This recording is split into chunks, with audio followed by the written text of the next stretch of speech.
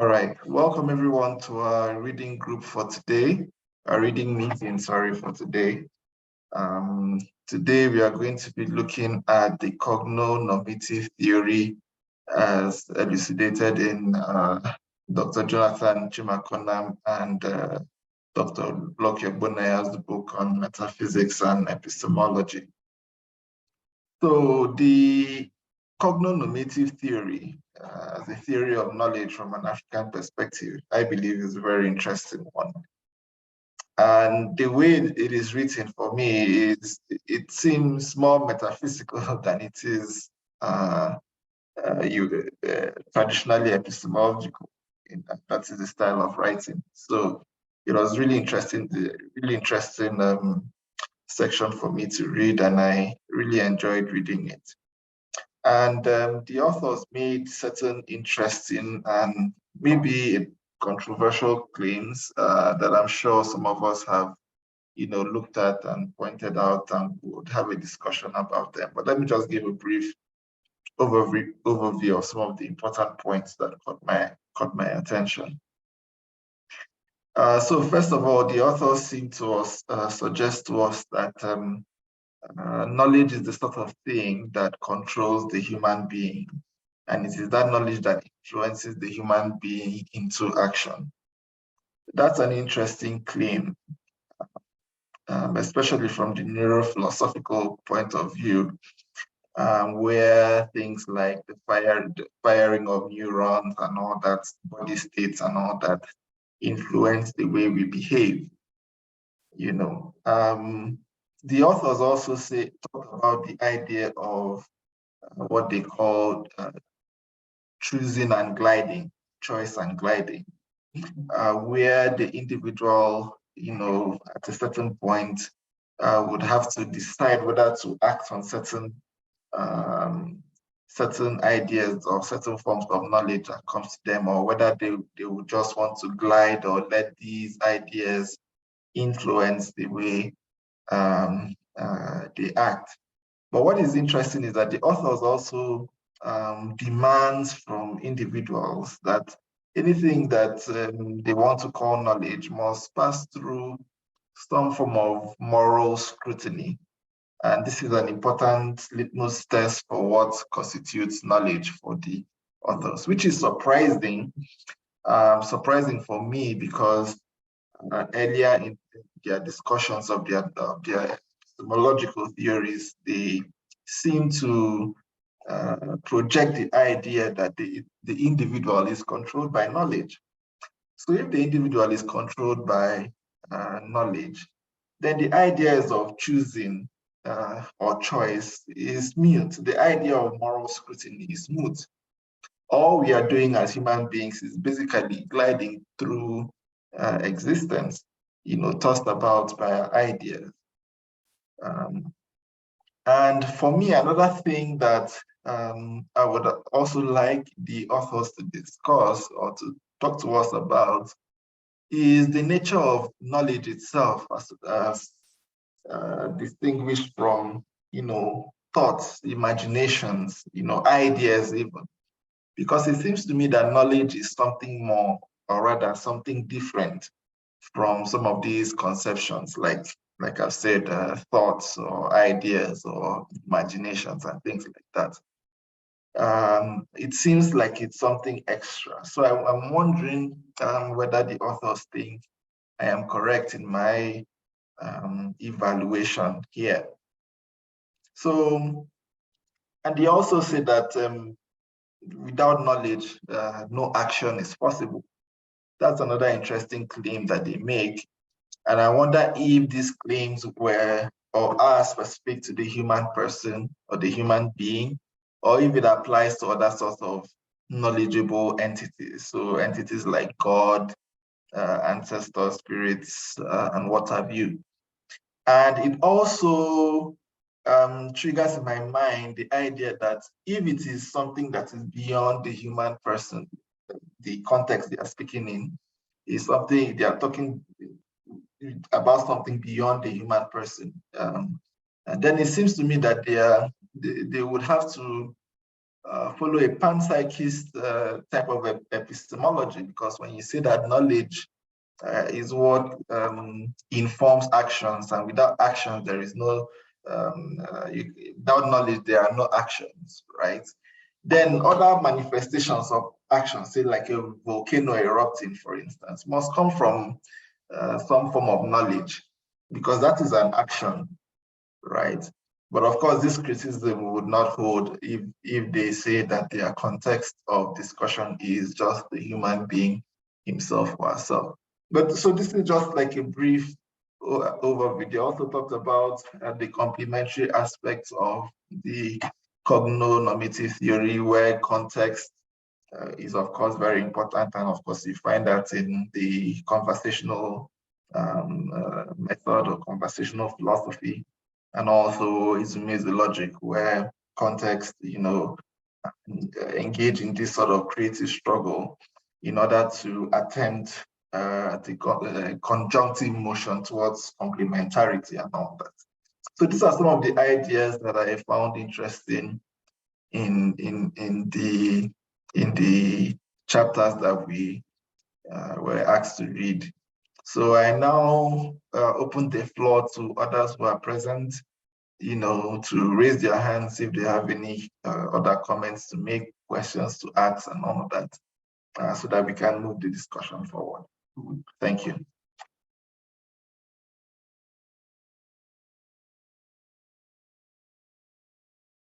Yes, Dr. Maduka, I can see your hand. You can ask your question. Please unmute yourself. Okay, can you hear me now? Yes. Okay. Good afternoon, everyone. Good afternoon. Yeah. Like Arabia had just introduced, the work by the two authors is very insightful, with insightful claims, some of which I agree with, some of them I also have some reservations. It is also very rigorous and critical. They were very rigorous and critical in their presentation of their arguments.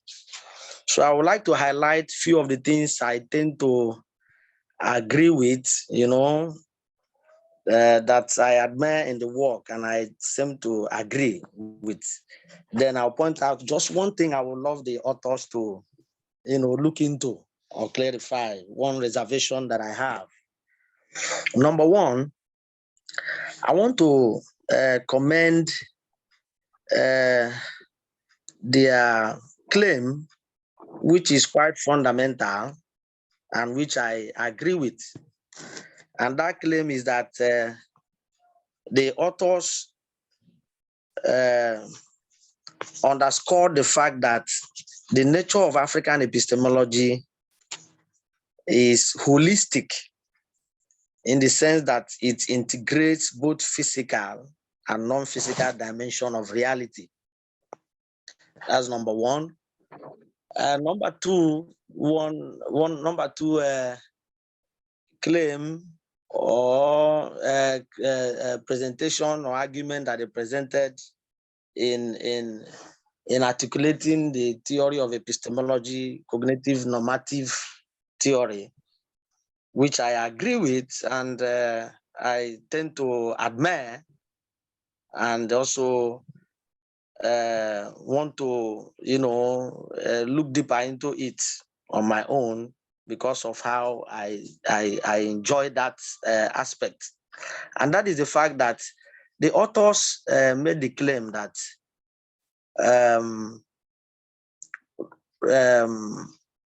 that knowledge is power.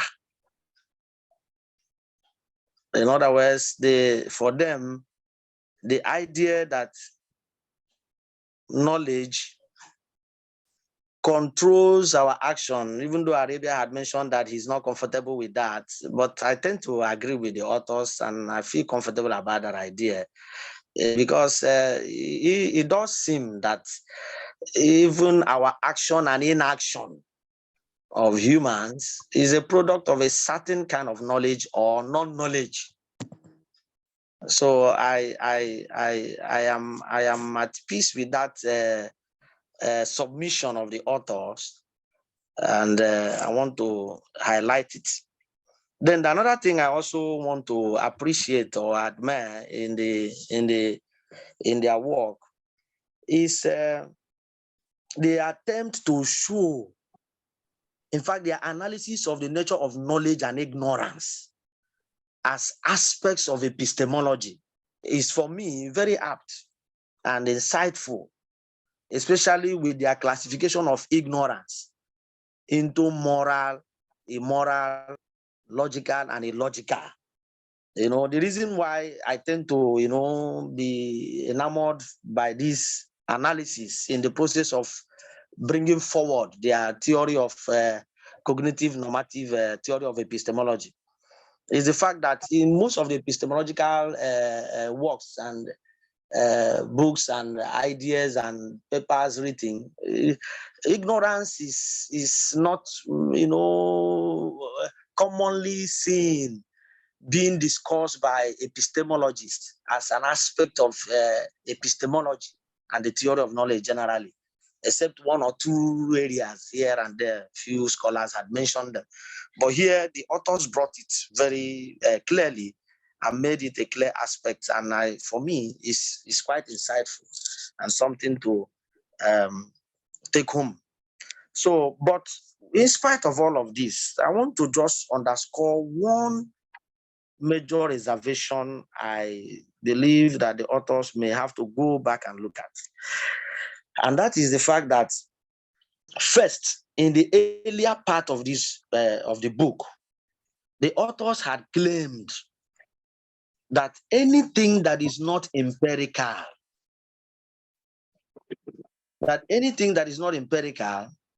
perceptible or dictatable, does not exist. You find this in page 1 to 48 of this work. It was just what they were discussing when they were trying to talk about the nature of things under the metaphysical aspect of that book. And considering the relationship between metaphysics and epistemology, one may wish to add that if anything that exists that anything that exists that is not empirical, perceptible, or dictatable does not exist. It also means that such a thing might or cannot be known. If this is taken to be so, then I am worried, and I need the authors to look at it. There seems to be a sort of inconsistency in the sense that on page 180, the authors made this claim now, and I want us to look at it from the first claim of the existence of things. They made the claim that human knowledge is not restricted to the physical world, but rather is also about the knowledge of the non-physical world, such as divinity and God, etc. So if you want to look at consistency of idea, following their first claim that anything that is not empirical, perceptible, and dictatable does not exist, which I believe, following the relationship between epistemology and metaphysics, which means such thing cannot be known. Here, it appears somewhat inconsistent for them to claim later on in the process of presenting ideas, on page 180 particularly, that the human knowledge is not restricted to physical world, but also to non-physical world, such as divinity and God. So I'd like the authors to, comment on that seeming inconsistency of the flow of their argument or idea. So let me stop there for now. Thank you very much. Thank you very much, Dr. Maduka. I'll ask Dr. Negedu to speak next, and after that, we would have the authors respond. Okay, Thank you for this session. And well, I read the two chapters that talked about cogno-normative concept of knowledge. And first of all, I would say, while reading this work, one thing comes just to my mind: the fact that the fact that each time I read, you know, there's something about knowledge. Each time I read and I meet knowledge that is fascinating, you know, for me, it humbles me. So it tells me, it shows me how much I don't know, not how much I know. So, and you know, when I read these two chapters, you know, I want to join Dr. Maduka, you know, the second chapter precisely, you know, that, you know, classifies, you know, 4 levels of knowledge: morally moral, logical, and illogical. You know, very beautiful ideas, very fascinating. I've never come across them, and it makes a lot of sense. Now, coupled with that, you know, I also see, you know, in their presentation of, you know, complementary knowledge, how conversational thinking always comes to play. You know, initially, until I read these chapters, it never occurred to me, for instance, that, okay, yes, I know we have continental philosophy, we have analytic, and, you know, it's as if there is a clash between both, and you see conversational philosophy coming to bridge, you know, the gap, and not creating room, you know, for dichotomy as it is done by both schools of thought. I must commend, you know, the authors for this. Now, that said, I want to make reference to some issues I highlighted, and of course, even though some of them are not directly the ideas of the authors, but it seems to me that, well, since the authors in the analysis seem to agree with these ideas, then maybe it would explain more to me. And the first is, you know, what Ijoma said about knowledge consisting of 3 elements. You know, knowledge consisting of 3 elements: moral knowledge, or wisdom, dispositional knowledge, then thinking or thought. Then, of course, when you read that part, what I get from it is that we can have knowledge without morality, because there are 3 kinds of knowledge. Then, when I read the next paragraph after that, you know, having told us initially that we have 3 kinds of knowledge, now I don't think I can now go further and say that particular kind of knowledge is not knowledge because of the result it produces. So if it's not knowledge because of the result it produces, why was it classified as a form of knowledge in the first place? I don't know if that is clear. If it is not, if something is not knowledge because of the result it produces, classified as a form of knowledge in the first place. You know, that is what I have with that. Then coming to chapter 9, where you have the theory of cogno-normative epistemology formulation, which I find most intriguing on the nature of knowledge. You know, I'm still trying to understand how knowledge controls man, because having read it, it's not something I want to agree with. Because knowledge itself, I think, is a creation of man. So if knowledge is a creation of man, how does knowledge then, controls man? Then, in trying to buttress or to argue that point, the authors went further, to give some examples.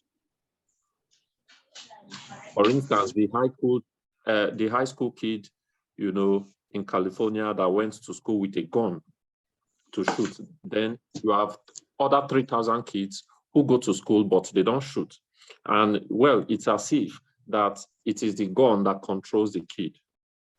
Then you talk of the other kids that refrain from shooting their fellow students. And, the argument of the authors is that refraining from using knowledge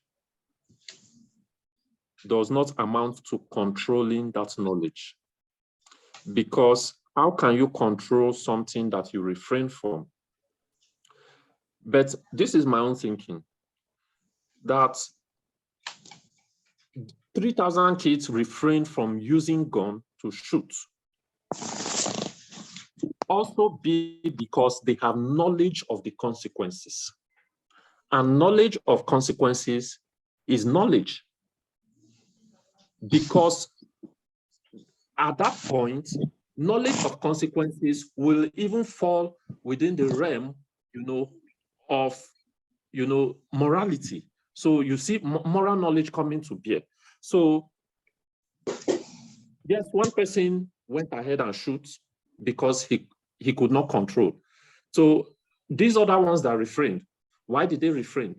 For me, they refrained because they had knowledge of the consequences of using gun. So, well, these are just the points I want to raise for now. And let me see what the authors have to say. Thank you. Thank you very much. Thank you very much, Dr. Negedu, for your contributions. I will now call on the authors. Maybe Dr. Jonathan would like to respond first, since last reading group, it was Dr. Lucky that was at the forefront of the discussion. So just to add to Dr. Negedu's point, perhaps one might add so for me, that aspect of knowledge controlling the human person is very important. And also defining what constitutes knowledge, the full scope of knowledge, is also very important, because I also wonder whether the idea of uku, which Jonathan in Ezumezu logic described as some sort of primordial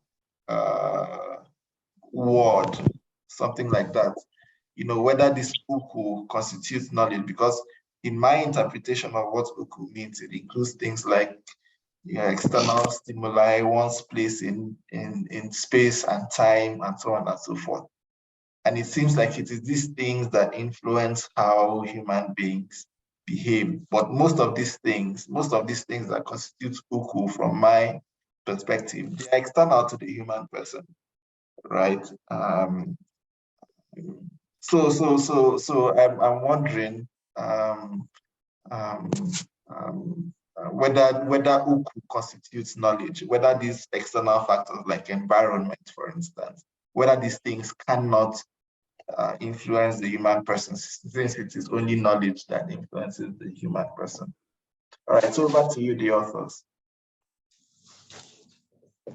Okay, thank you, Dr. Arabia. Let me begin to respond before Chimakwana would make his own response, or he would strengthen my response to the questions that have been raised. I wish to begin with your question, Dr. Arabia. We say, is knowledge just thought, or is it more than thought? No. So the first earlier question I raised was, it seems to me that knowledge, there's something more to knowledge than just. Okay. So is it distinguished from imagination, ideas, and all that, or are they the same thing?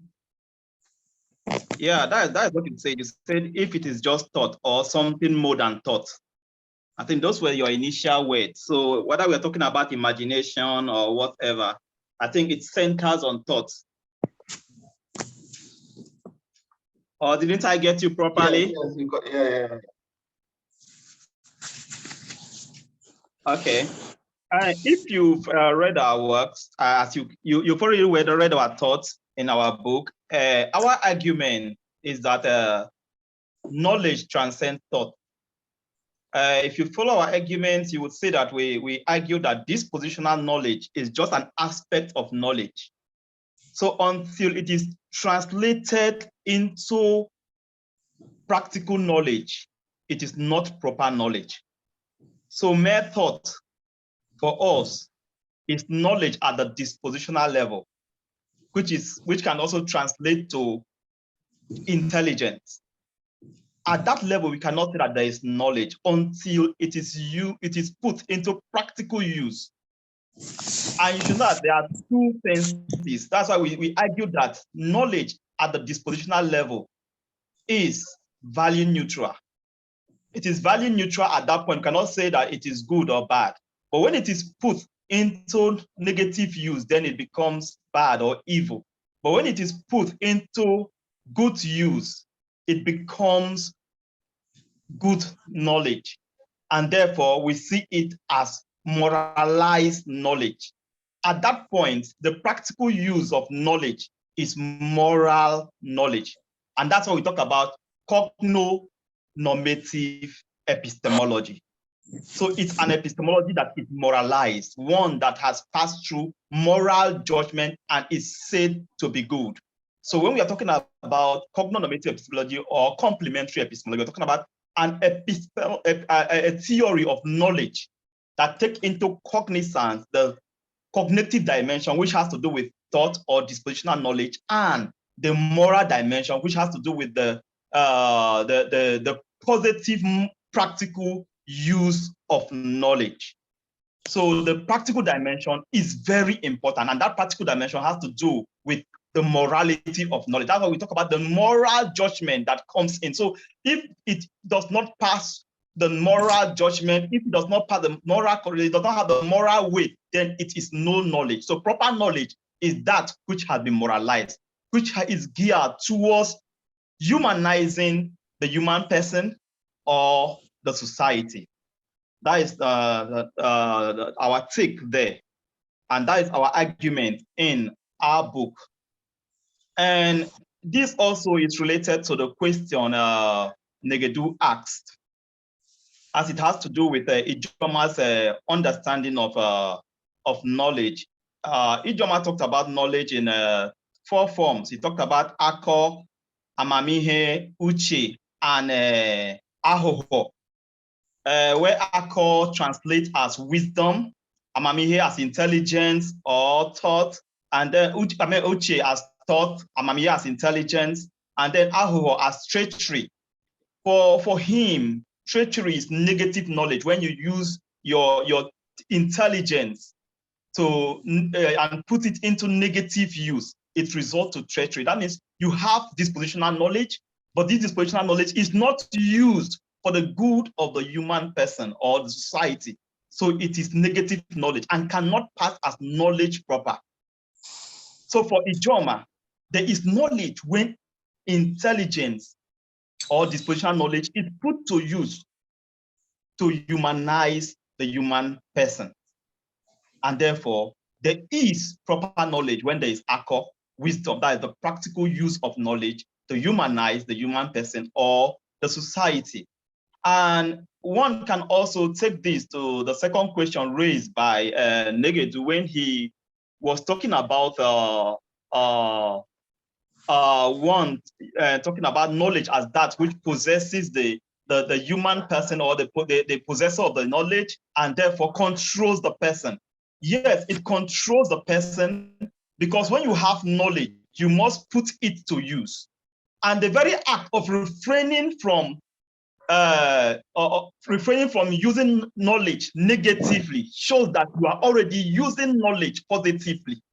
So the act of refraining from using knowledge in the negative direction is what we are looking at in that perspective of the child who goes with a gun to the school and does not use it.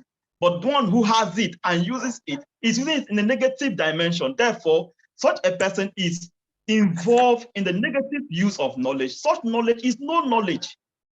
So we must also understand it from that dimension, that the act of refraining from using your knowledge is because you're already informed of the positive use of knowledge, because you must look at it from the moral angle, not just from the dispositional angle, that you have knowledge that this gun can be used for this purpose or that purpose. But if you are morally informed, you must weigh all your actions based on morality. Does it really moralize the human person or the society? So morality becomes the judge of what we do with our knowledge, with our dispositional knowledge or intelligence. So we must understand it from that perspective. Let me also go to the question raised by Dr. Maduka. The first question is, he was talking about the seeming contradiction in our thoughts. I don't think there is a contradiction there. In our argument, in the particular chapters he referred us to, the beginning of our work, we were like trying to say that real knowledge is found within the empirical world, but that we create space for us to know the non-empirical world, that is the non-physical world, that it is possible to know. So we live, we create that space for us to like dive into that, but it's not our concern at that point in time to look at the non-empirical world. That's why in this section, we're talking about that knowledge can be gathered from both the empirical and the non-empirical. So that realm of possibility is being filled. Remember, we're discussing on African metaphysics in that initial chapter. But here, this is African epistemology. And therefore, there is that idea that when one wants to talk about the possibility of reality existing within the non-physical world, it is also possible to dive into thinking about the non-physical world and therefore talking about knowledge of the non-physical world. Like I said last time, we should know that we judge the non-physical world based on our knowledge of the physical world, just like the Kantian nominal and the phenomenal world. And for him, whatever is in the nominal world is a reflection of our picture of the nominal world. So we start from the known to the unknown. So our argument is that though our knowledge is much more of the empirical world, what is tangible, what is perceptible, it does not imply that it is not possible to talk about knowledge of the non-physical world. That was our position. And our position here is that knowledge, a holistic knowledge, is a knowledge that dives into the physical and the non-physical world, knowing that we are looking at it from the ambience of complementarity, makeup. So we look at the physical and the non-physical. So knowledge is possible in both realms, but much more, we are more conversant with knowledge of the physical world, the tangible, the perceptible world. And this is the world where we can perceive and we can rationalize about.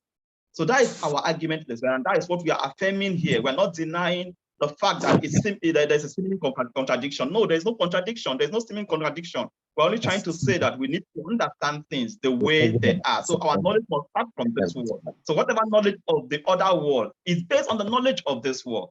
Thank you. Thank you very much. Thank you very much, Dr. Lucky. I don't know if Dr. Jonathan has anything to add, especially with regards to the issue of morality, free will, since of course human persons are controlled by whatever they know. How to address that tension between control by knowledge and the need for moral responsibility. Okay, I see Dr. Jonathan.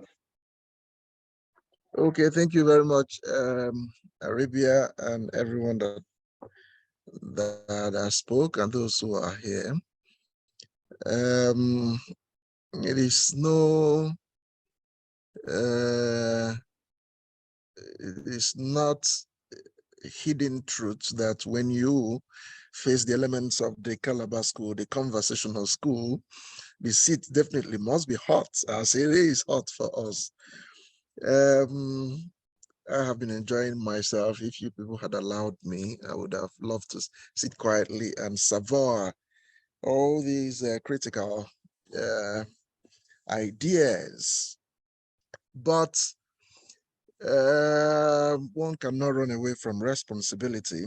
If you have written, then you must be ready to respond to criticisms, very wonderful and exciting ones. Yes, I'll come to the question of choice that you just rehashed now in Arabia, but let me begin with Madoka's poignant criticism. He referred to the earlier part of the work where we discussed metaphysics, the metaphysical aspect of the work. And then transported it to the later chapters on epistemology and tried to establish some inconsistencies. So my responsibility now is to strengthen, to support what Locke has said there.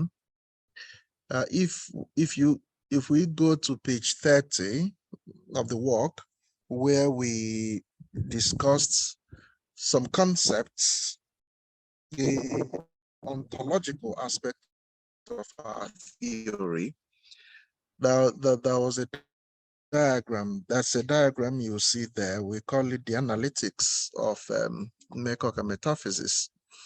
That diagram try to compartmentalize reality, okay, into different shapes. If you can still hear me. Yes. Broadly, there is ifedi, things that exist, all right, empirically. There is ifenkiti, all right, things that do not exist as such. And there is ifizwe, things that exist in complementary formation. When we break them down, we see that at the intersection of ifedi and ifenkiti, we have more imagined realities, realities that exist in our imaginations. It's not as if you can point to your garden and say, hey, that's an angel there, that's God.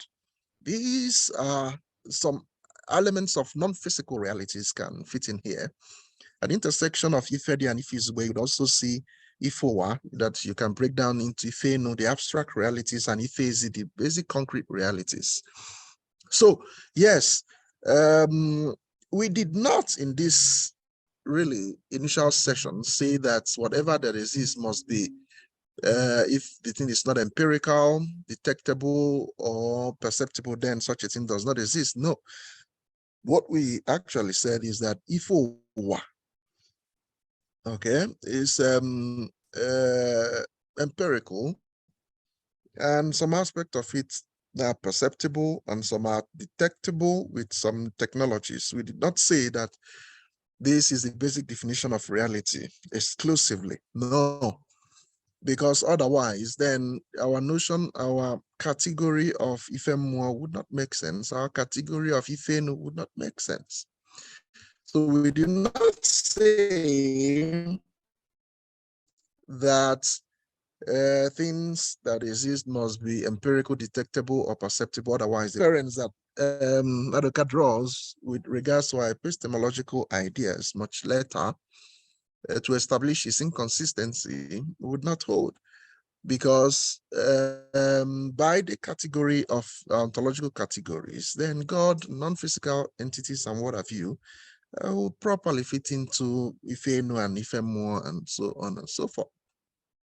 So coming to the question of choice, which is really the snare that Arabia has led. If we said that, how did he conceptualize it initially? If we said that knowledge controls us, really, how about non-humans, and how do we account for moral choices eventually? especially when we begin to theorize about people making sure that they make moral choices to moralize their knowledge and what have you. If knowledge controls us, how are these things possible? That's basically his question. Okay, let me separate these two and try to recouple them again. And perhaps also address the question that Nagedu raised also. Nagedu, of course, cited our example of the school kid in California that went to school with gun and shot some of his classmates. And then we say that it was his knowledge of how to use gun and operate the gun and that it could kill if operated in certain ways that controlled him. And why did that knowledge not control some 3,000 other colleagues of his who probably may have the same knowledge? An argument was that besides the fact that those people refrained, that's the element of context there. They attune to a much higher knowledge of the importance of preserving life, protecting it, and that knowledge was the one that got the better of them at that moment, controlled them. The one who used it to kill was the one that got the better of him at that context, at that moment. What that means is that for all those years that he didn't go to school to shoot people, the knowledge to preserve life, not to harm people, not to shoot people, was controlling him until that morning, fateful morning, when the knowledge to actually use gun and kill became the one that controlled him the most. So the answer here is that you have to bear in mind that context is important. And number two, that there are assortment of knowledges that we possess and that we have acquired, jostling to control us at every point in our lives. And it might look as if we are really in charge, but hey, our argument is that truthfully we are not in charge, but assuming that we are in charge, the struggle between us and the knowledge that we possess is for us to use that knowledge in a good way, all right? Or to use it in a bad way. Those who are struggling, trying to use it in a bad way, they have their conscience and their good nature battling to make sure that that doesn't happen. Those who are striving to use it in a good way, they've got some bad knowledges and about jostling trying to control them. It's a battle that continues. We really have the striving to have control over this. And sometimes in some contexts, it looks as if we are succeeding. At other contexts, we are failing again. It is a creative struggle. It's a creative struggle. And in terms of our action being the end point of the knowledge we possess and the goal that we have as human beings is to align our knowledge to our actions and to ensure that the knowledge we're aligning to our actions are the good knowledge. We're trying to use our knowledge in a way that will benefit the world, that will benefit humanity, that will do good, and avoid doing bad with the knowledge we have. That is the goal. Is that always the case? Do we always achieve that? No, because of what? Internal creative struggle that is persistently there. Some of the battles we win, some we lose. The goal is to win all of them. But hey, where is choice in all of this? Because we are consciously striving to overcome the weights and the pull of these bad knowledges of our knowledge driving us to do bad. We are constant in that creative struggle to overcome it and ensure that the end product of our knowledge is good and moral and all that. So yes, there is choice there, Arabia. That's why it's a creative struggle. Without choice, there wouldn't be that struggle in the first place. But do we always win in that battle of creative struggle. The answer is no. That's why we have a lot of evil in the world. But do we sometimes win? Yes. That's why we also have a lot of good in the world. But the creative struggle must continue. Thank you. All right, so thank you very much, Jonathan, for your response. Of course, I would have loved to push you on that, but hey, a lot of people have their hands up, and I can see that the chat box is heating up. So what we can do is I'll take, I don't know if Dr. Maduka's hand is an old one or a new one, but let's take new people first, and we come back to any follow-ups that might accrue, depending on time. So I'll call on Patrick first, then Evaristus next. Then I would like to invite those who have, asked question in the chat box to also, vocalize the questions that they are asking, because it's also important for our audience who may be watching on YouTube or something to also hear us actually converse rather than me read out these very, very interesting questions that demand, a response from the authors. So Patrick first, Evaristus next, then I would invite anyone, people from the chat box to vocalize their questions. For those who still do not want to, I would then read out the questions for the authors, then the authors respond. And then after that, we can have any follow-ups that might accrue. All right, so Patrick, over to you.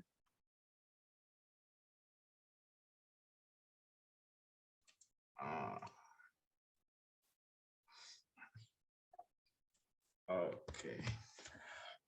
Thank you. Good day, everyone. My question is basically about the moral aspect of the Cogno-normative Theory. The authors claim that in African epistemology, truth is more of a moral concept than just a cognitive concept. And the implication of this conception of knowledge is that, or truth rather, which is used almost synonymously, is that to live or act truthfully is quite similar to the Socratic aphorism of to know the good is to do the good. So based on this similarity is where I want to raise a question. So what that means is that it also faces similar challenges raised against the Socratic position. So for example, if I know the truth and deliberately choose to act otherwise, perhaps for personal interest, does that invalidate my knowledge, or does that invalidate the truth as it is? So there is also the other dimension of if one chooses to suspend judgment or be indifferent when it comes to applying his or her knowledge to solve human existential problems, does that also pass as one being unknowledgeable, or does that invalidate any knowledge one might have with regards to any particular proposition or existential fact? There are scientific truths, for example, which empirically ascertained to be the case. For example, right before me is a laptop. And also, if my usage of this laptop to commit, let's say, cybercrime, for example, is what I use my knowledge for and all that, does that mean that I don't know what the laptop is? So that is one question I would like the authors to address. If knowledge is not applied in all instances, even if as it relates to empirical and substantial things like this, does that also invalidate that I don't know what is right in front of me? Thank you very much. Thank you very much, Patrick. And just to quickly add, as a host, I can add little questions in support of Patrick's question. Does it also mean that knowledge for knowledge's sake is impossible? All right, so Evaristus, you can ask your question now. All right. Thank you, Doctor, for the opportunity. I must first of all commend the authors for the work. The work is very interesting, especially in the aspect of knowledge and ignorance, which seems to be a kind of novel idea in African epistemology. But away from that, one question has been taken by Ben. I'm left with one question now, which is the issue of epistemic responsibility. If we go to page 208, the author said that Ignorance will always overweigh our knowledge, and there is very little we can do about that. Now, assuming that my ignorance overweighs my knowledge and I've been struggling so much to overcome it, but I cannot, then trying to make some forms of knowledge and some kinds of action, because here, action is equated with knowledge. If I know something, I will do something. So if I've been trying to do all this thing, but I cannot suppress my ignorance to do what is good according to the knowledge I've gotten, will I be held epistemically responsible for things that I've failed to do? Taking into cognizance that this kind of epistemology seems to be kind of existentialist epistemology that I have been determined to know to a particular extent. So outside what I can know, I only act within what I know. I cannot act outside what I know. Will I be held responsible for my ignorance if I act out of my ignorance? All right, thank you very much, Evaristus. In the chat box, I see Dr. Christiana and Amalbi Nelson, asking some important questions and making some important contributions. I would like to invite them, perhaps Dr. Christiana first, if you would like, to vocalize some of the ideas and the questions you've been, projecting on the chat box. Okay, I'm not in a very comfortable place. That's why I just chatted, but I'm not going to put on my video, if you don't mind. That is absolutely fine. Okay, so first of all, it's quite an interesting and intriguing text. Having read the first development of that theory from Chimakonam some time ago, and having used that idea for quite a while now, that is the cogno-normative theory. But it's like he has made a lot of changes to that idea, which some of them I think was on the downside and some on the upside. On the downside, like the last comment I made, I was looking at cogno-normative epistemology as that theory that emphasizes the importance or the significance of always evaluating what we know and how we know and what we use that knowledge for, rather than just saying that at a point where we act is what now says what we know, whether it can be called knowledge or non-knowledge. Anyways, knowing that they also argue that knowledge is, as on its own, is moral neutral. Okay, so I have a few comments. I don't know whether there are going to be questions. First, I'll address what has already been addressed. I was a little bit put off that I had to put on my question here, which I think during his answers, Chimakonam tried to address it. So, and that's the case study of the children that shot in the school and the knowledge. I was wondering, maybe he could repeat himself again to make that clearer.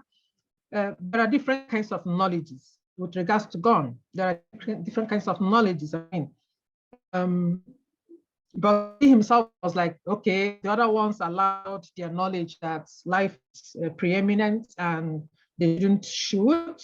Okay, so this other guy, maybe he knows that if he shoots, that they will die, and actually he wants to kill them, kill the person that he shot. But at the same time, they're also claiming in text that this knowledge was in control of them. I wonder how it's possible that a particular knowledge is in control. For example, the knowledge that if I shoot this person, that the person will die, will have control over me, and then I will decide not to shoot. I will choose not to shoot. Another person, knowing that if I shoot, the person will die, and also know that the gun, I can use it to shoot, I can use it to defend somebody, I can use it to also protect, as the case may be. But this person decide otherwise to shoot. Now, the idea of control is for me a little bit squabble, or what would it pendles in the sense that if we can hold the person who shot accountable, it must be because that person is aware and the person made a choice at the end. But when he was answering, he said, we are struggling. Of course, but that we struggle cannot mean that those knowledges are in control of us. We can only struggle, we can only say we struggle in making the choice, since the choice is there for us to choose. So we are condemned to make a choice. And that condemnation to make a choice always in our lives within the ambient of what we know and what we use the knowledge to do. So I want him to stretch it further if there is time for that. And then I want to look at another example they gave, a woman who killed the husband for whatever reason, and they brought in two different kinds of reasons. One of the reasons is he just killed the husband because she wants to have the money, or probably she killed the husband because of the kids and all that. Now I want to draw attention to Asozosihim Uchanya. To what extent is the woman aware of the implication for the children when they have a father that is absent? How much does she need to know about the impact for her to actually choose amidst these myriads of knowledge? Because like he said, rightly said, it's about context. But here there are many things she needs to consider. The knowledge that the children need a father, the knowledge that she can use the money for the kids, or the knowledge that she can use the money for herself, or the knowledge that once the man is away from her life, she could exercise some level of freedom. Okay, so my question now in that context is, having used that example illustrate what they're saying about moral knowledge and how knowledge controls us and so on and so forth. What in choosing, making these choices, how much do they need to know? For how much does the woman need to know to make the right choice and to be able to apply which particular knowledge in that context for us to be able to evaluate her and of course accrue moral responsibility on her? I don't know whether my question is clear. Thank you very much, Dr. Bitina. That was very, very interesting, very interesting comments. I don't know if Nelson is comfortable enough to vocalize his questions. He can do so now before I call on the authors to perhaps respond to these new challenges to their work. Okay, thank you so much, Dr. Arabia. You also permit me to toe the line of Dr. Christiana by not putting on my video. Sure, that's fine. Well, my questions are straightforward. The first one is, who or what is the arbiter that determines the cogno-normative character or property of knowledge, such that it is adjudged to be good or bad, taking cognizance of the fact that value judgments is relative and in most cases can be value-laden or biased? That's the first question. Who determines the cogno-normative character or property of knowledge, such that it can be adjudged to be good or bad? Why we take into cognizance of the fact that the nature of value judgment is often relative and in most cases can be said to be value biased. Now, the second question is, how does the cogno-normative epistemology fare in the light of Kant's mediation between the rationalists and empiricists? Are there any relationship? Because I remember reading from this same chapter on the nature of cogno-normative epistemology, the authors were trying to play on the nature of rational knowledge and then empirical knowledge. So I'm asking, is there a relationship between the nature of cogno-normative character of epistemology with that of the mediation as done by Kant in his attempt to mediate between the rationalists and the empiricists divide? Those are the two questions I want to put forward for now. Thank you. All right, thank you very much, Amaobi. Let me just also add just one other point that I would also like the authors to respond to.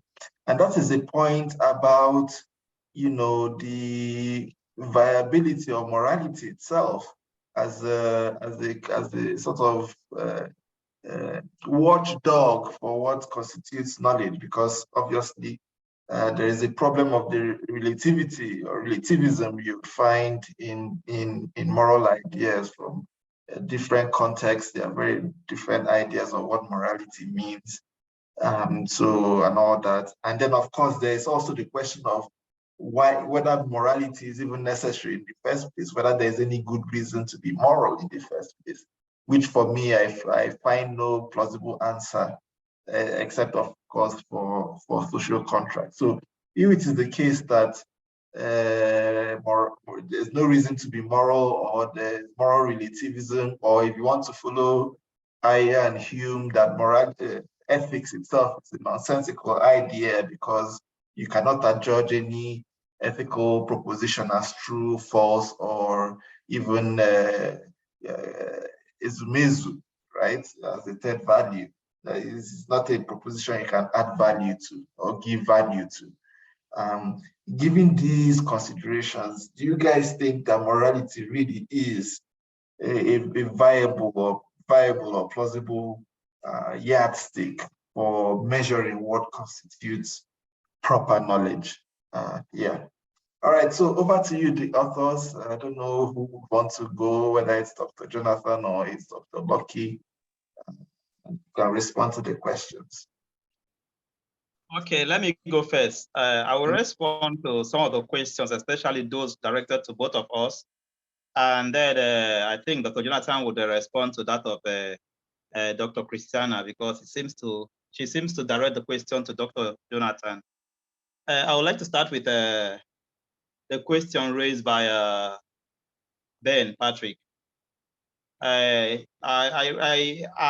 agree that we tend to project similar thoughts with that of Socrates, wherein our argument is that for one to claim to have knowledge, such an epistemic agent really need to act in line with such claim. So to know the good is to do the good. So if you claim to have knowledge and you don't act out that knowledge, then you don't have knowledge. That is our argument. Like we rightly pointed out from the beginning of this presentation, especially in our work, we've made it so clear that one can possess knowledge in terms of dispositional knowledge, but such knowledge, if not put to moral use, we cannot say it is knowledge proper. Hence, your question on the use of a laptop. Laptop is meant for moral use, but if put into immoral use, then it leads to negative knowledge. And for us, negative knowledge is no knowledge. Chris Ijoma calls it ahuho. He used the Igbo palace to call it ahuho. So it is what? Negative knowledge, treachery. So it is a misuse of knowledge. And for us, in as much as we see morality as the judge of knowledge in our cogno-normative epistemology, such knowledge cannot be claimed to be knowledge proper. And this also has to do with Arabia's question on if there is no movement for knowledge's sake, or if we cannot talk about knowledge for knowledge's sake. It is possible to talk about knowledge for knowledge's sake, but our aim in African epistemology is to argue for knowledge that humanizes. If you read the work of Harlan and Sodipo, even Harlan's work, you'll see that it's the same argument they have put forward from the Yoruba cultural place. They have argued that knowledge is majorly knowledge that goes with morality. That is also the argument of Chris Ijoma. Even if you read Asuzu's epistemology, you'll see the same argument where Asu started to talk about Amamihe, and he also explained it from the ambience of the moral dimension of knowledge. So most of the African scholars who dive into African epistemology always argues about knowledge from the perspective of morality. So knowledge, for it to pass as knowledge, whether dispositional knowledge, it must have that moral dimension. And I like the way Christy puts it, that we should look at it from the perspective of moral evaluation. Yes, there is that argument. Either you're looking at it that it must moralize the human person or humanize the human person or society, but also we must look at it. There must be that moral judgment. Does it pass the moral judgment? Does it moralize the society? Does it moralize the individual? Does it moralize the human person? If it doesn't, then it is not knowledge. So the misuse of knowledge is what we are against. So, but also we should note that from our argument, we said that Western epistemology moved ahead of African epistemology because of the kind of condition the West found themselves. They had a harsh environment, and therefore they were thinking of how to address their existential situation, and therefore began to develop their theory of knowledge. So in trying to solve their problem, they developed their theory of knowledge and moved ahead of us when it comes to epistemology proper. So at this point in time, then Africa, the pre-colonial Africa, had a comfortable environment. All our knowledge was just for knowledge's sake. We just discuss things that would just satisfy our immediate need because our environment was not really posing a challenge to us to begin to think in the way the Westerners think. But for now, we have a lot of problems to address. So our epistemology should not just be knowledge for knowledge's sake. It should be knowledge that addresses our human existential challenges that we are faced with. So that is why for us, knowledge is not just knowledge for knowledge's sake. It is knowledge that addresses our problem. So with the question of Evarestus, he said ignorance always overwhelms our knowledge. I think you were talking about the logical dimension of ignorance. The logical dimension of ignorance gives us a picture of one having limited knowledge. And in as much as one has limited knowledge, that person acts within the confines of his or her knowledge. You cannot act beyond your knowledge. So whatever you do not know, you cannot act on it. So you always act within the confines of your knowledge. So there's that idea that knowledge is relative to our context, and therefore it humbles us. So it's not that it takes away the moral consciousness in us, but it shows us that there are certain things we can know, and there are certain levels of knowledge we can attain, and we act only within the confines of our knowledge. Beyond what we know, we cannot act. So our action is guided by our knowledge. And to Amobi's question, the main issue is that the criteria for knowledge is morality, like I pointed out earlier on. And this morality is humanocentric and humanistic because it deals with the human person, the human society. And therefore, it is humanocentric because it is the human person that is at the center of our argument. How can we make the human person better? And in our context, how can we make the African better? So morality is all that guides African epistemology. So for knowledge to pass as knowledge, it is morality that is the judge according to African epistemology. And that's our position in cogno-normative epistemology. Thank you. Thank you very much, Dr. Jonathan. Do you want to add something before we begin our rounds of follow-ups? All right. Yes, I want to. I don't know if you can see me. Yes. Okay, so thank you very much, Dr. Bonner, for those wonderful responses. Let me support to what you have said. Incidentally, I ran out of battery in my laptop and couldn't hear Christiana's question. So perhaps if Arabia could summarize that after this, my responses. Beginning with Ben's question. Ben says, supposing I have this knowledge I've accumulated and I choose to suspend, not to use it for anything, does that mean I don't have this knowledge and all that? The question then becomes, how do we know that you really possess that knowledge? Our theory focuses on epistemology that informs action. Epistemology that informs action. Many people can claim to know a lot of things. And of course, we know from our daily encounters with all kinds of people who claim to be capable of all kinds of things. And when eventually you give them the opportunity, you'll be shocked to your bone marrows that they don't know what they claim they know.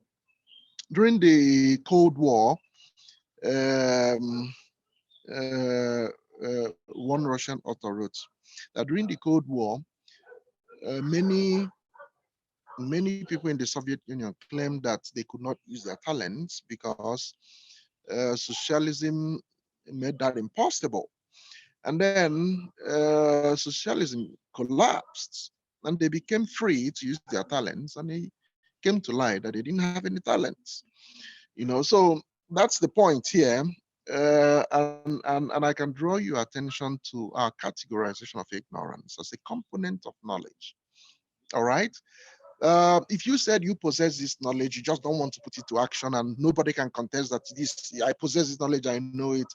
All right, fine. We agree you possess it, but then we'll shift it to the category of ignorance, specifically moral ignorance. All right, where you are capable, you know some things, and you're capable of delivering some goods from your knowledge, and you just choose not to do that.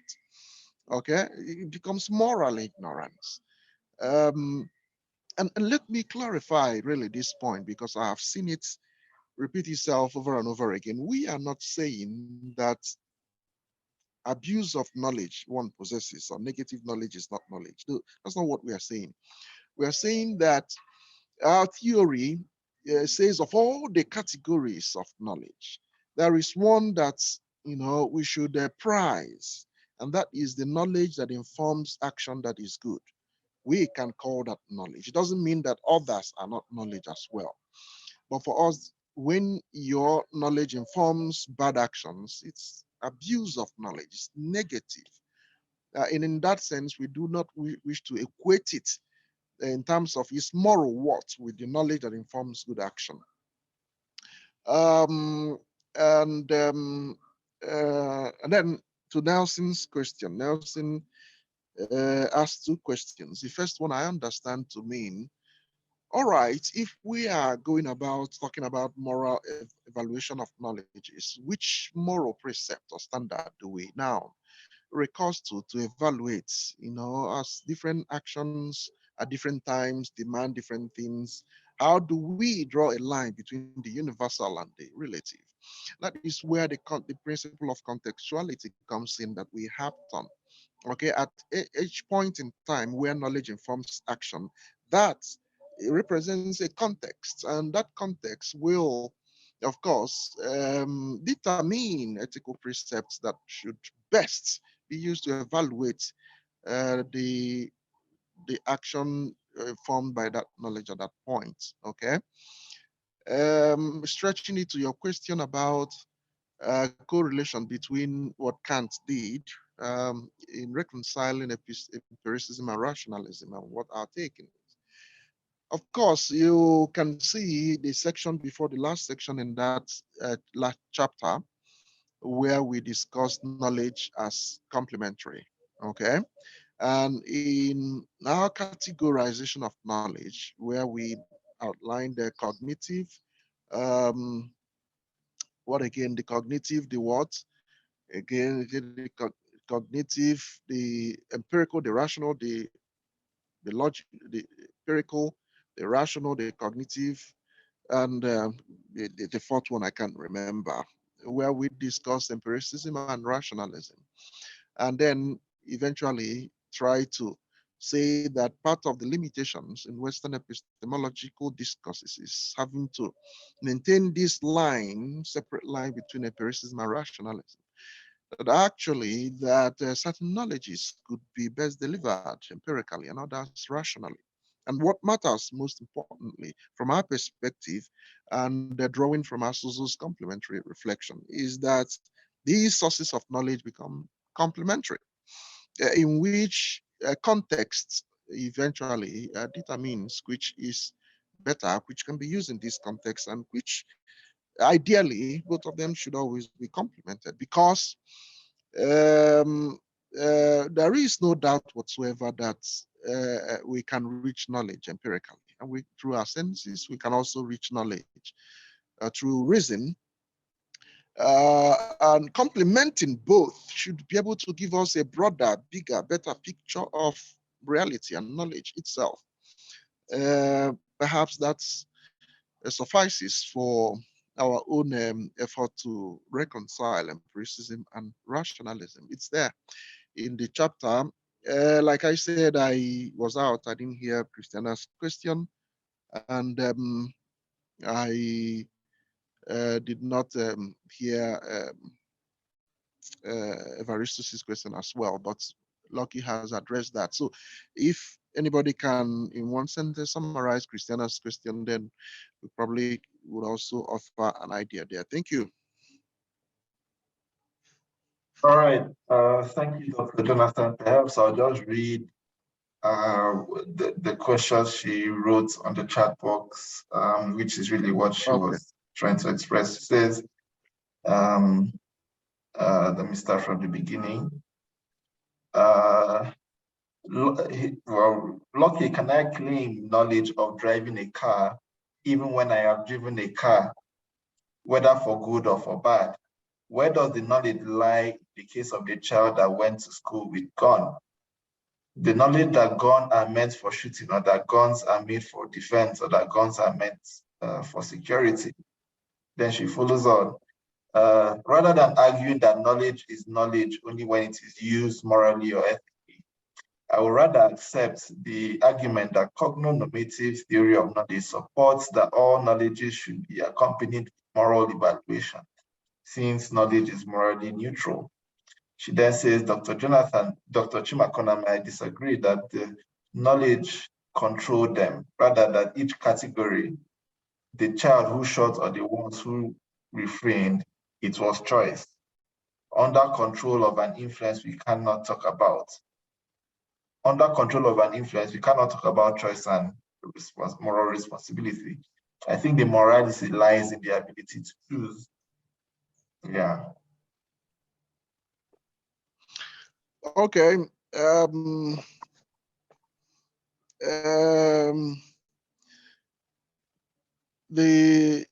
If you enter the car and you drove it fairly well, and then you're able to transport yourself from point A to point B, obeying all the rules of driving and the road use, you have deployed that knowledge very well. If, on the other hand, you enter a car and then you drive it down the street and knock down two people, and then before eventually plunging the car into a supermarket, causing commotion and injuries everywhere, then you've deployed that knowledge, very poorly.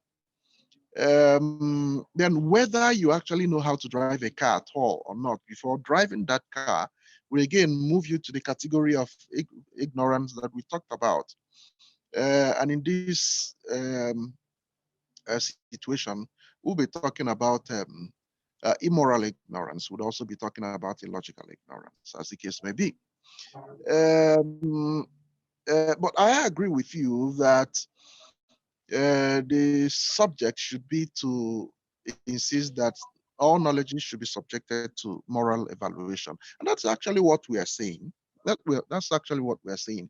We are, again, saying that the essence of knowledge really, is to inform action. To inform action, okay?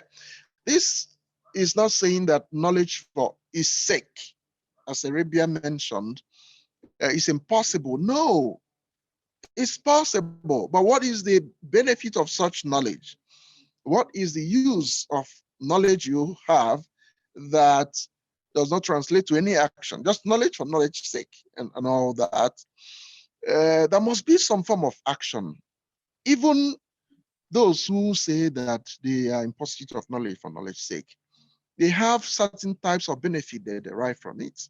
Okay, it informs their action in one way or the other. Someone who has gone to read the Republic, not because he wants to apply any of his precepts, but because he loves reading and acquiring knowledge. And we see a lot of people doing that. The knowledge they acquire in such a way either makes them happy, influences their mood, and even subtly determines their actions, if not directly, but indirectly. Okay. And as soon as they are dropping the book, somebody comes and makes a request and they gladly, grants it. That knowledge has informed good, even if not directly, okay, but indirectly. It changed their mood. It predisposed them to doing good, or it could actually predispose them to doing bad. You serial killers we know, we've read about in the history. We discovered that these are people who, again, like certain kinds of things, okay? You read some terrible books and all that, and one way or the other, they begin to put them into practice. Not that there's a determined program to read and get this knowledge and put them to practice, no. But that's the type of things they like to read. And then it informs what they do directly or indirectly. And that raises a question for you, Arabia, whether knowledge for knowledge's sake is actually possible, at all in the frame of things. But I can see some other charts there, some people trying to elaborate their questions or follow up. Arabia, if you could read out, then we can respond Okay. to those. No. Okay, so before I read out Patrick Ben's follow-up, let me just reiterate a point or a question I made earlier, which has not been responded to, which I would like you to respond to, which is the issue of morality itself as a yardstick. For me, I don't think there is any reason, any good, valid, strong reason to be moral in the first place. Except of course for social contract reasons. And even if they were, moral relativism may not help us. I mean, how do we take the ethic man in the 17th century who thought killing of twins was good, and then the ethic man today who doesn't think that is good? Is his knowledge from the past bad? Is it improper knowledge? What about context? I mean, moral context. How do we account for that in terms of understanding what type of knowledge is proper or not? And to crown it all up, there is, moral propositions, really, you can't ascribe any truth value to them, whether it's true, false, or it's a mezu, right? So how do you maybe Ezumezu might, you can ascribe that to it, but I doubt. Perhaps you might want to. So if you can't ascribe truth value or logical values to moral propositions, why use moral propositions as an important yardstick in your epistemology? Since, first of all, there's no good reason to be moral. There is moral relativism and contextuality, and of course, moral propositions really have no value. Okay, I hope I remember three very important points you made in this submission. Let me begin with the last. You said that you seem to conclude that we cannot ascribe truth values to moral propositions. Why not? We can. Okay, even the last chapter we read itself demonstrated that. Okay. Let me answer that in connection with this second point you made about context, moral context. That's the whole point of our discourse, moral context, that actions, knowledge inform actions, and knowledge should be evaluated, but the evaluation of knowledge must be in specific contexts. And it is there that I connected it with the question that Nelson asked.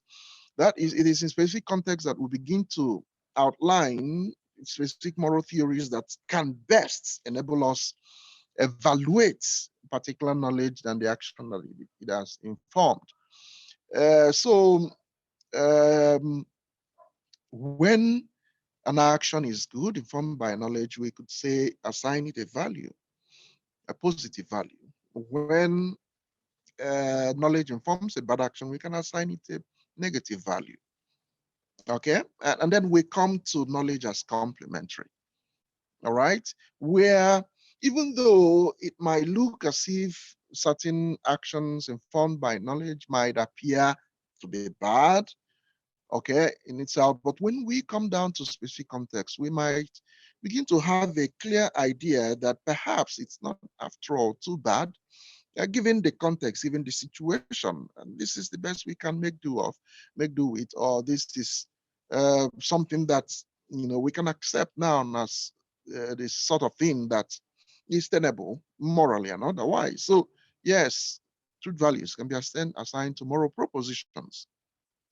And then to your very first question, the very first point you made, which I appear to have forgotten now.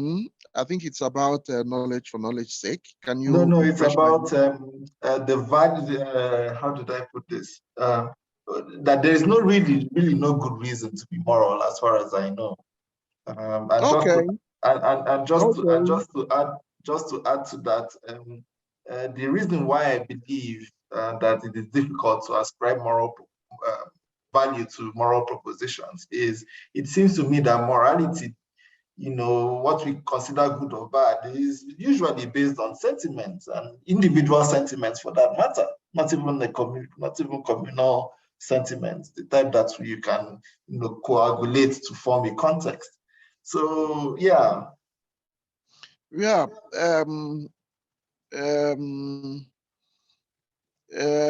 I want to say that we have a lot of reasons to be moral. Okay, specifically as you are, if we take out morality or any need to act morally, then it again means that we can comfortably knock out any laws that we have as well. This question invites us to look at the connection between morality and positive law, okay, which scholars have exhausted in the literature, that morality seems to be the basis for foundation for positive law. It seems to be the resource, the nursery for positive law. When we make laws and talk about justice, what is just, what is fair, what is due to this to A and what is due to B and all that, we are indirectly making allusions to moral codes and canons, okay? The question of justice, which is central to everything or most things that the positive law in the society revolves around, takes us straight to the roots of morality. Unless you agree and you are willing to knock out the laws in the society that take their inspiration from morality, then I would agree with you that there's no need to be moral. But when we understand the connection between morality and positive law, then there is no question that there is need to be moral. Otherwise, you are saying that any human being can do to another or behave the way they please in the world. Okay, by the time people make incursion into your apartment and beat you to stupor and throw you out, in the middle of the night in South Africa's winter, and what do? And you look at the man who has done this. He's got some big biceps. He's bigger by far. He's stronger. You have no chance. I know you a black belt holder in karate, but hey, I'm talking of somebody who is 10 times stronger than you. What do? You make recourse to the law. Okay, why? What would be your prayer? Someone has acted unjustly towards you. That's morality again. So there's need to be moral. And that is it.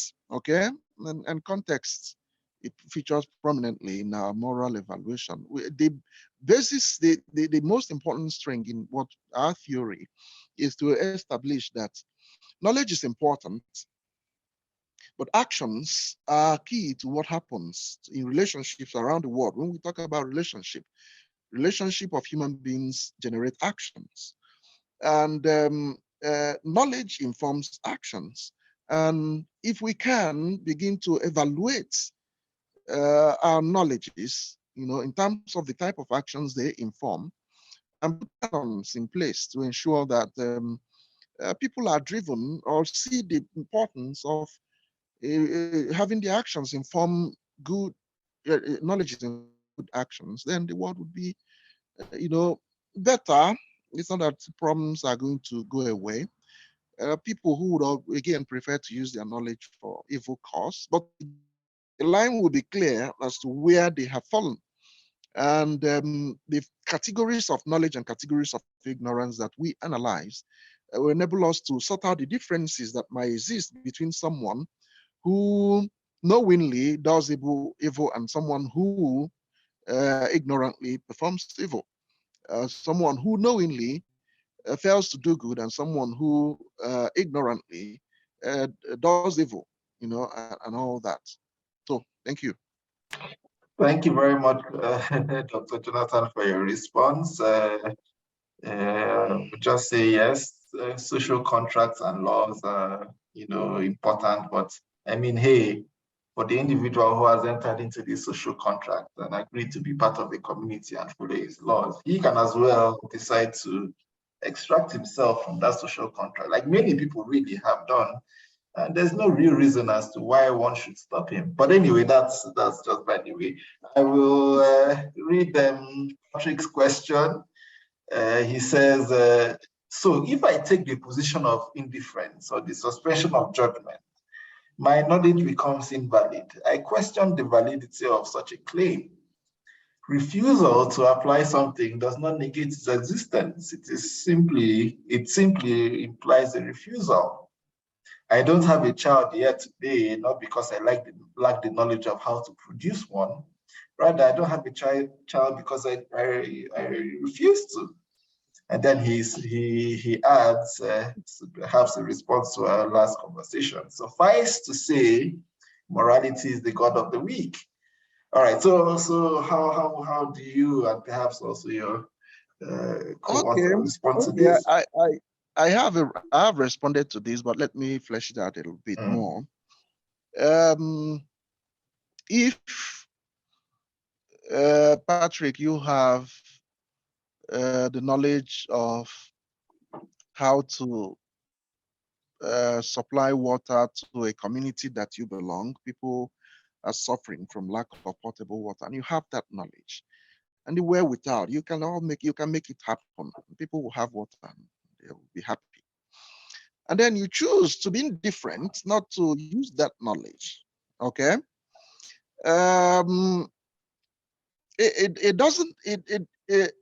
The question is, number one question, how do people know that you possess that knowledge? You'll be the only one that knows that you possess that knowledge, right? But like I said, there are thousands of people everywhere around us who claim to possess one knowledge or the other. Yet when the chips are down, we realize that they don't possess such knowledge, which is why even you would agree with me, when people make claims of what they are capable of doing, you're hesitant to accept that. You want to wait till you see them do it. Okay. But let's grant you the premise that you actually possess this knowledge of how to supply water to a community that is in need of one, and you choose not to do it. Okay, you are ignorant.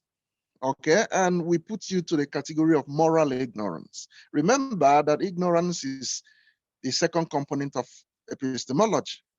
Okay, so moral ignorance means that you have this knowledge, you are capable of using this, but you, for whatever reason, you've chosen not to do what you should. Okay, so you have this knowledge, but you are still ignorant, morally culpable. Okay, so that is our explanation. We're not denying strictly that your claim to this knowledge. That's not what we're not denying that. If you have it and you say you have it, okay, no problem.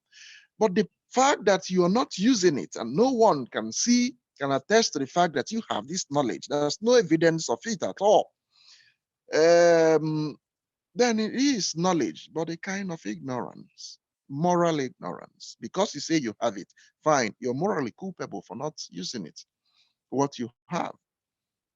Because there's this moral evaluation that must be placed on knowledge. Since you have it and you're not using it, you're evaluated to be ignorant, morally so.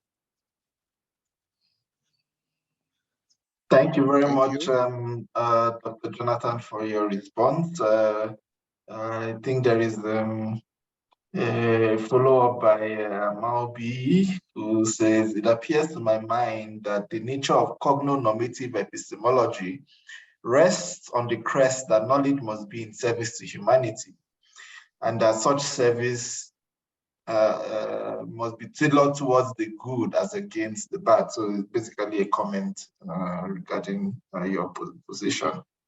Is there any other person who would like to follow up? Okay, Patrick, hand it up. Patrick, quickly. Okay, thank you very much. Prof, I was very insistent you use my example because my example was unique, not providing water to the community. My example was use a woman, for example. And because this example is very practical, we can test it to see if I have the knowledge of how to impregnate and produce babies. So in this particular example, I don't think there is any route to escape. Okay, let me, I avoided that because of the sensitivity of that example, okay? It's not that I don't know what to respond. Now, the knowledge of how to produce babies is not the same as the capacity to produce babies. These are two different things. Okay, you may provide, you may possess, there are many, you may possess the knowledge of how to make babies, but you lack the capacity. That's right. Okay, eunuchs are men who have been, their testicles have been cut off. Many of them possess the knowledge of how to make. I say that knowledge is actually one of the innate knowledges you can think of, but the capacity is not there because the testicles are no longer there. Okay, a woman may possess knowledge of how to take in, all right, become pregnant and all that, but if her womb has been cut off, and there's no way she can take in. Capacity is different from knowledge, and that is why the categories of knowledge we discuss, cognitive is one of them, but your example points to capacity. Thank you. All right, thank you very much. Any other hand question? However, Ben, sorry, Arabia, if you'd allow me, there's a Bible story about Onan who was asked to, the brother died. He believed that the brother was a wicked man, and he was asked to, replace the brother, become the husband, or take over the brother's wife. All right, and he had his philosophy that the brother was a monster, an evil man, and he agreed to take over the brother's wife. He will mate with the brother's wife, but when it's time for him to ejaculate, he will pull out. Okay? And when he was asked of his reason, he said that the brother was a wicked, terrible man.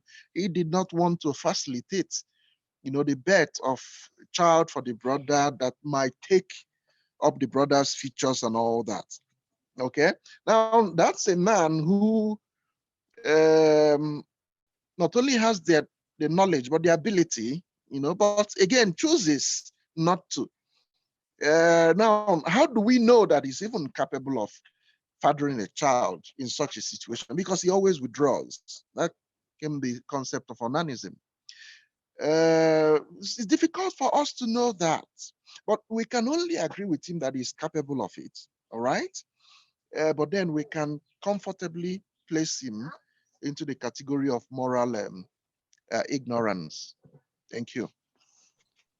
Prof, in today's case, the machinery is tested and trusted. You know, we have many scientific equipment. They say everything is in order. Please proceed and march to the front slide. So, so everything is tested and trusted. All right, all right. I think we should move on at this point. Is there any other question, any other hand? All right, so if there is no other question, I would like to thank everyone for being here, for, asking their questions, engaging with the work and all that. It was really interesting for me, and I encourage us to, do research in epistemology. That is one area of African philosophy that has been, neglected for a while. We don't have contemporary young scholars doing, apart from stuff on epistemic injustice and all that, building actual systems, African epistemological systems, even extending the frontiers of the already established systems that have been laid forward, doing the sort of work that the authors have done. I would encourage us to do that, whether it's through articles or books or things like that. I would encourage us to try to, put our own footprints on the sands of African epistemology. All right, so thank you everyone for being here. I'll announce our next meeting date and the book chapter we are going to be reading. So look out for that. Thank you very much for being here. Goodbye. Thank you very much. Thank you very much, everybody. Thank you all. Bye-bye, everybody. Bye, comrade.